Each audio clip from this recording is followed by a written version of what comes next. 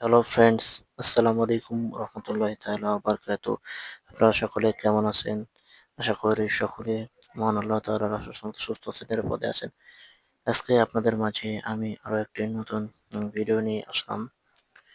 স্ক্রিনে যে মেডিসিনটি দেখতে পাচ্ছেন, পেনবি 250 মিলিগ্রাম।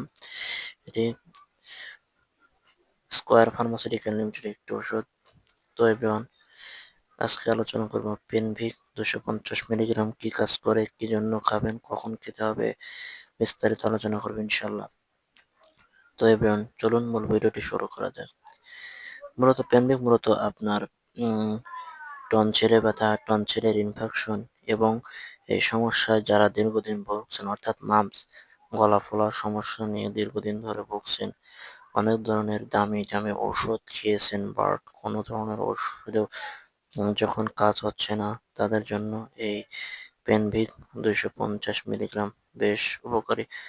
ওষুধটি খাবার ফলে আপনার টনসিলে ব্যথা, টনসিল এবং গলা ব্যথা সমস্যা নিয়ে আপনি দীর্ঘদিন ধরে অনেক ধরনের ঔষধপাতি সেবন করেছেন, বাট কোনো ধরনের ঔষধেও যখন কাজ হচ্ছে না, তাদের জন্য এই পেনভিক 250 মিলিগ্রাম বেশ উপকারী।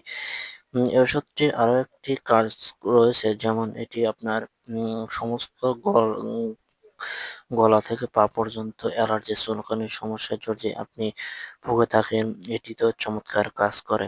কারণ এটিকে বলা হয় ম্যাজিক্যাল ঔষধ এবং এটি গরিবের ঔষধ। অনেকে আছে যে দেখা যাচ্ছে টনসিলে ব্যথা, টনসিলের সমস্যা যখন ভুগছেন, অনেক ধরনের ওষুধ খেয়েও আপনার টনসিলের বা মামসের সমস্যাটা আপনি নির্মূল করতে পারছেন না, তাদের জন্য এফএনবি 250 মিলিগ্রাম বেশ উপকারী।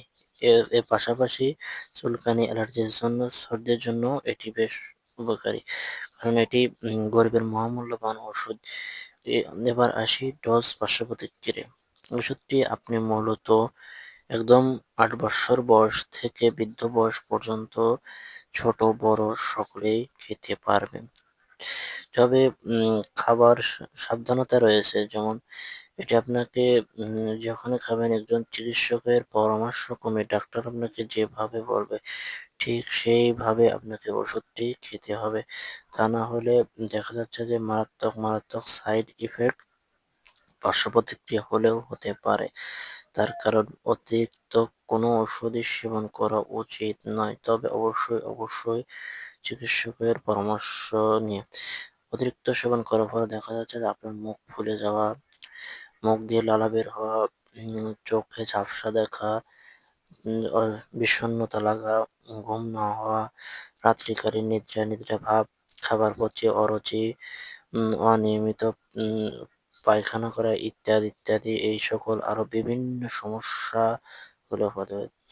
সো আপনি যখনই একটা ওষুধ খাবেন, অবশ্যই চিকিৎসকের পরামর্শক্রমে ডাক্তার আপনাকে যেভাবে বলবে ঠিক সেইভাবে আপনাকে ওষুধটি খেতে হবে। তো বন্ধুরা, আজকের ভিডিও এ পর্যন্তই।